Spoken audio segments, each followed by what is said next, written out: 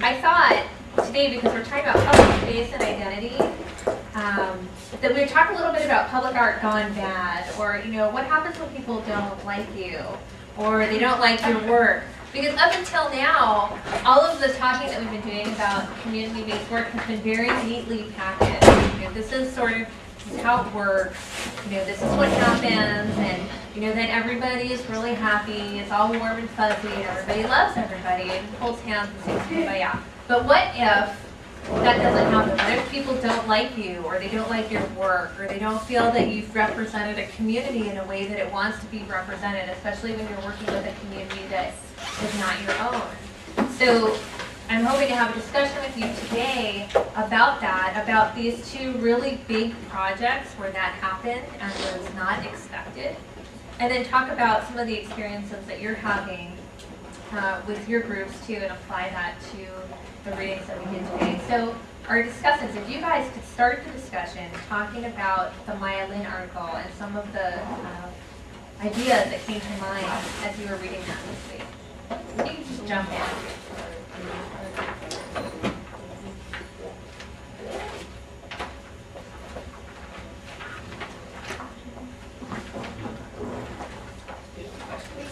Your questions? Go ahead. I feel kind of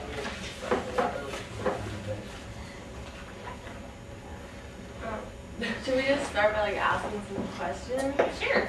Well, when I read it, I've heard about Maya Lin and I've seen the film. I don't know if you probably didn't bring it in. I wanted to, but I didn't get it on how she went about creating everything.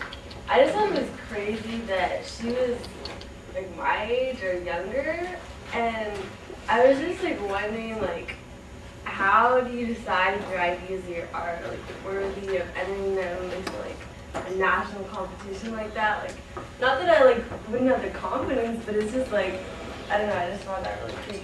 I just was curious what other people thought about that. What do you guys think? And just adding to that, also thinking about the Gates quote and comparison and to what kind of art might be more or less effective to certain people, whether it's having a visible, larger scale, more personal contribution to somebody's life, or if just a name is more effective. That was definitely something raised. I know when we watched the video, a lot of people definitely were touched on video, but hearing her talk about how just a name can bring about so much more, what might that, how do you guys feel about that? So Maya Lin she was taking a class at Yale where she did her undergraduate work, and the whole class entered into this competition. It was a project where the class decided as a group what their project for the term was going to be, what they were going to work on.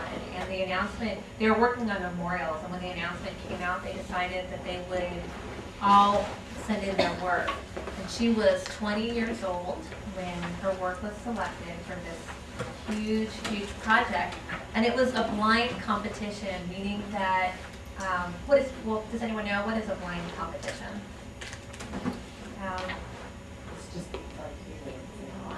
no name, nothing about you, no identifying factors are there. So you're there as an anonymous competitor. And when she was selected, you'll see on the video, I did bring it in for you today, but you'll see they sort of recognized the address and said, oh, I think that's a dorm address. I think actually this is a student. And it was, and she was living in the dorm, and her roommate came and got her and said, there's a call from Washington for you. That's another reason to look at this today too, because I know a lot of you are wondering, how can I as an individual make a change? And then here's somebody who, at 20 years old in college, made this huge contribution. The other thing to know about this piece is that it wasn't just something she entered into a competition, but it was also a graded class project. And her grade for this project was B.